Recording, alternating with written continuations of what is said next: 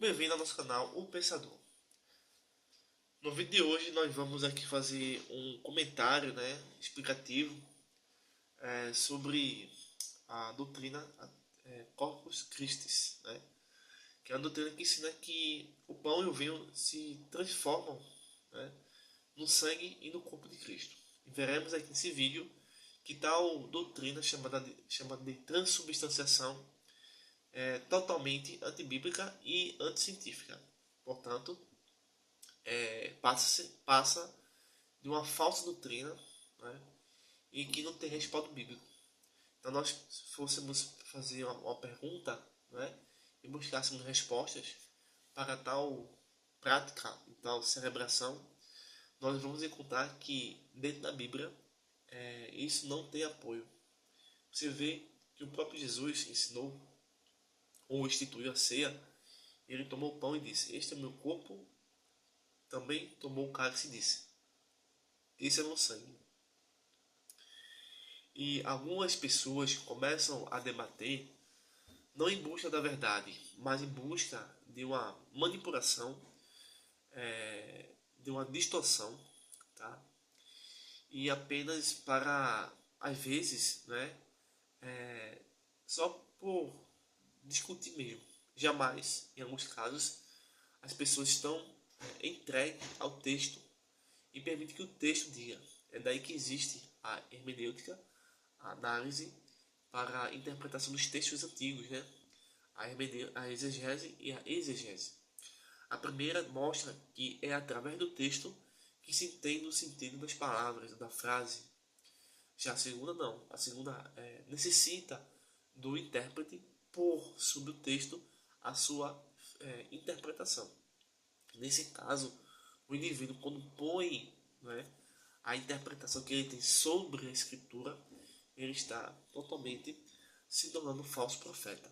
Porque o próprio Cristo não ensinou literalmente essas ideias que se tem na transubstanciação. Ele ensinou simbolicamente. E os textos, todos eles, apontam para esse caminho. Então, no decorrer dos evangelhos, você vê que Jesus expressou figuras de linguagem, metáforas como: "Eu sou a porta", como ele mesmo disse: "Esse é meu corpo, esse é meu sangue. Eu sou a videira, eu sou o caminho". Então, a pessoa, pelo mínimo que a pessoa tenha de conhecimento, seja um conhecimento honesto, porque a maioria das pessoas que apoia a transubstanciação são pessoas desonestas, ok? Uma pessoa honesta intelectualmente vai entender que Jesus está mostrando, que ele não é uma porta, que ele não é uma videira, entendeu? E dessa forma muitos cristãos entendem, e os apóstolos entenderam que as parábolas sobre o pão e o vinho devem ser interpretadas simbolicamente. Esse simbolismo é justamente a memória do sacrifício de Cristo. E o próprio Kyrios, que é o Senhor, ensinou isso. Ele disse o quê?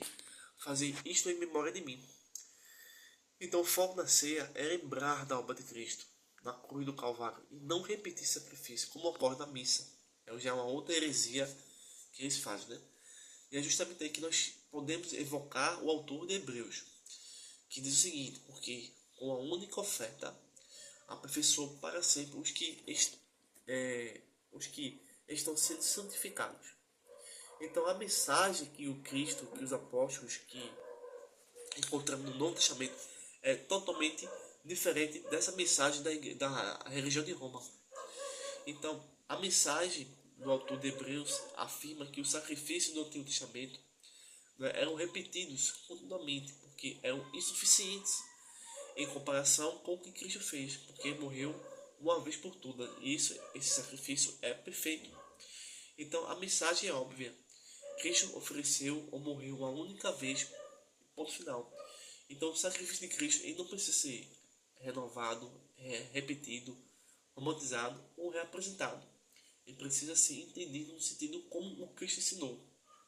Então, se Cristo aperfeiçoou para sempre os salvos por meio de uma única oferta, então muitos protestantes argumentam, ou os apóstolos argumentam, que a ideia de um altar onde Cristo é oferecido continuamente, isto é, na missa, entra em desafio, em conflito, né, em contradição com a suficiência, obra redentora de Cristo. Ou seja, a conclusão é o seguinte: a pessoa que aceita o Corpus Christi está dizendo que a obra de Cristo é imperfeita.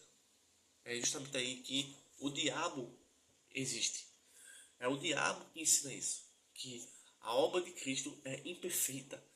É o diabo que ensina que ele precisa ser repetido, renovado, reapresentado. É o diabo que ensina isso. É o próprio Satanás que ensina isso. Então muitos, por não entender a Escritura, acreditam numa falsa doutrina que o próprio diabo criou. Outro ponto importante é que após a consagração da ceia, o apóstolo Paulo, não é o Papa, tá? Nem o padre, nem o pastor, mas o apóstolo Paulo ainda chama os elementos de pão. Né? Em primeiras, na epístola, na 1 Coríntios capítulo 11, Paulo escreve diversas vezes sobre comer este pão. Ele não afirma que o pão deixou de ser pão. E como afirma em Hebreus 10,14, por uma única oferta, Cristo aperfeiçoou para sempre os que nem creem. Então, basicamente aqui, pessoal, o Corpus Christi é mais uma fantasia religiosa, manipuladora, enganadora, que seduz as pessoas através do medo, através da falsa interpretação, através da distorção de textos, de uma narrativa inventada, que não tem apoio na Bíblia, né? E eles conseguem convencer o mundo para essa prática por causa do Deus desse século. O Deus desse século é o próprio demônio. Então é o demônio que criou a doutrina que ensina que o pão e o vinho se transfiguram no corpo e no sangue de Cristo. Por que o demônio diz isso? Porque é a forma do o indivíduo não ter fé em Cristo, mas sim, né, em uma falsa doutrina, e daí negar a obra redentora de Cristo. Então que esse vídeo faça você entender que o nosso Cristo não é o pão, muito menos o vinho, e que ele nunca fez parte ou ensinou o Corpus Christi, tá bom? Então, um forte abraço e espero vocês no próximo vídeo.